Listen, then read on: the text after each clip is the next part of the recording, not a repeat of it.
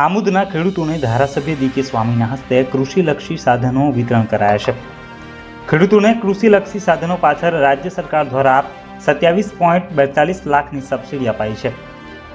ભાજપની ડબલ એન્જિનની સરકાર ખેડૂતોની આવક બમણી થાય તેવા હિતકારી નિર્ણયો લઈ રહી છે। તેમજ ગુજરાત સરકાર દ્વારા ખેડૂતલક્ષી અનેક યોજનાઓ અમલમાં મુકાઈ છે, જેનાથી ખેડૂતો આત્મનિર્ભર બની બમણી આવક મેળવી શકે। માટે ગુજરાત સરકારના કૃષિ વિભાગ દ્વારા આજરોજ નાહિયર ખાતે હઠીલા હનુમાનજીના મંદિરના પટાંગણમાં ધારાસભ્ય ડી.કે. સ્વામીના હસ્તે 93 ખેડૂતોને રોટરી, કલ્ટિવેટર, પ્લાવ, થ્રેસર તેમજ રોટાવેટર સહિતના કુલ 93 સાધનો આપવામાં આવ્યા હતા, જેમાં સરકારે ખેડૂતોને 27.42 લાખની સબસિડી આપી હતી।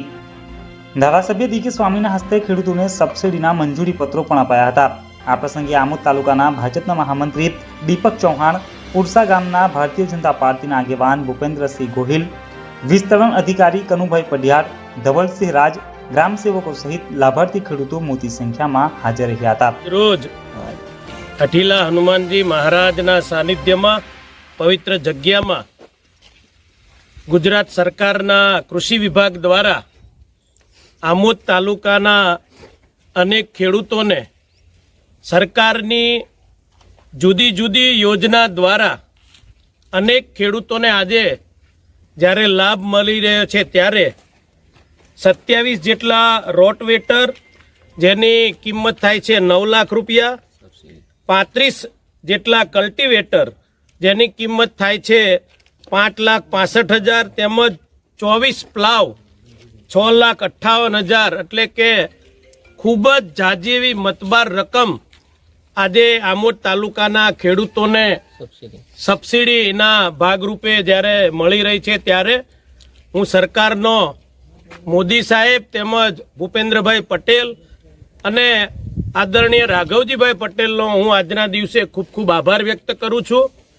અને આ યોજના દ્વારા ખેડૂતોને જે મદદ મળી રહી છે અને મોદી સાહેબનું સ્વપ્ન છે કે ખેડૂત આગળ વધે, ખેડૂતનો બમણો પાક પ્રાપ્ત કરે, તો મને લાગે છે કે આવનાર દિવસોની અંદર જે અત્યારે વિકસિત ભારતની જે યોજના ચાલી રહી છે, જે વિકસિત ભારત ખૂબ જ આગળ વધી રહ્યો છે, ત્યારે આ ખેડૂતના માધ્યમથી પણ ભારત દેશ ખૂબ આગળ વધશે એવી આશા રાખું છું।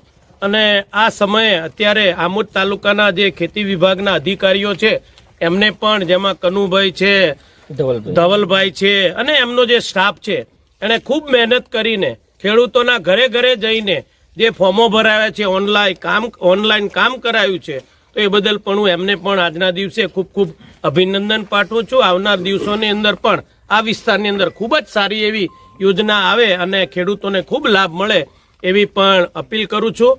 અને ખેડૂતોને પણ પ્રાર્થના કરું છું કે આવનાર દિવસોની અંદર જે વિકસિત ભારતનો રથ ચાલી રહ્યો છે